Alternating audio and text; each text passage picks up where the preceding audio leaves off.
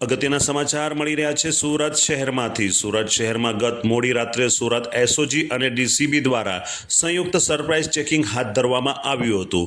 સુરતના પીપલોદ, વેસુ, અડાજણ અને પાલ વિસ્તારમાં આવેલ હોટલ, રેસ્ટોરન્ટ અને કેફે પર પોલીસે ચેકિંગ હાથ ધર્યું હતું અને રાત્રે 11 વાગ્યા બાદ હોટલ અને કેફે બંધ કરવા માટે સૂચના પણ આપવામાં આવી હતી।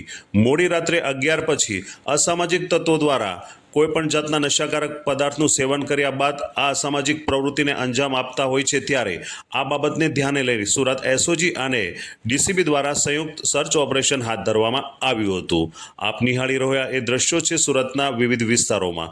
આ તકે સુરત શહેર એસઓજી, ડીસીબી અને કર્મચારીઓ દ્વારા આ ઓપરેશન હાથ ધરવામાં આવ્યું હતું। ત્યારે જાણીએ એસઓજી ડીસીપી શ્રી રાજદીપસિંહ નકુમ આ બાબતમાં શું જણાવી રહ્યા છે। Nikhil Mishra, GTV news, Surat. Sir, SOG DCB નો આજે સંયુક્ત ઓપરેશન છે, શું ક્યાં હકીકત? આખી હકીકત એવી છે કે જે અડાજણ, પાલ, અલથાણ, વેસુ, પીપલોદ આ બધા એરિયાઓમાં એક એવો ટ્રેન્ડ ચાલી રહ્યો છે કે ભાઈ ચાયની પેલી કાફે હોય અને એની અંદર સ્મોકિંગ ઝોન બનાવેલા હોય અને લોકો મોટી પ્રમાણમાં રાત્રે મોડે સુધી 1 વાગ્યા 2 વાગ્યા સુધી બેસી રહેતા હોય, તો આ લોકોને આજે વોર્ન કરવામાં આવેલા છે કે ભાઈ રાત્રે 11 પછી નોર્મલી કોઈ પણ સારા ઘરના વ્યક્તિઓ એ ફરતા ન હોય।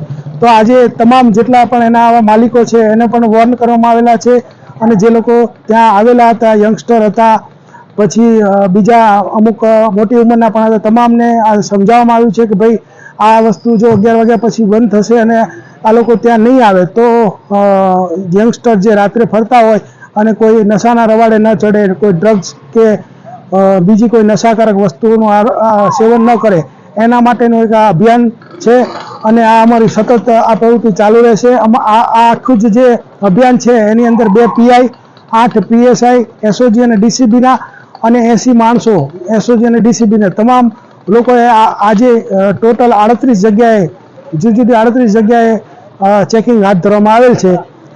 અમને એવી માહિતી હતી કે અહીંયા રાત્રે ડ્રગ્સનું સેવન પણ થઈ રહ્યું છે, તો એ બાબતે પણ ચેકિંગ કરવામાં આવેલ છે, પરંતુ એવું કંઈ હજી અત્રે મળી આવેલ નથી। પરંતુ સતત અમારી આ સર્ચિંગની કાર્યવાહી ચાલુ રહેશે અને જો એવું કોઈ પણ નશાકારક કે ગેરકાયદેસર જે કાયદાથી પ્રતિબંધિત એવું કંઈ પણ મળશે તો કાયદેસરની કાર્યવાહી કરવામાં આવશે। સર, અત્યાર સુધી કઈ જગ્યાએ અત્યારે જે પાલ છે, અડાજણ છે, પછી વેસુ છે, પીપલોદ છે, અલથાણ, આ બધી જગ્યાઓએ જ્યાં જ્યાં આવા ઝોન બનાવેલા છે એ તમામ ઝોનની ડિટેલની અંદર એની અંદર સર્ચ કરવામાં આવેલ છે અને એના માલિકોને પૂછપરછ કરવામાં આવેલ છે અને એના ડીવીઆર પણ ચેક કરવામાં આવશે।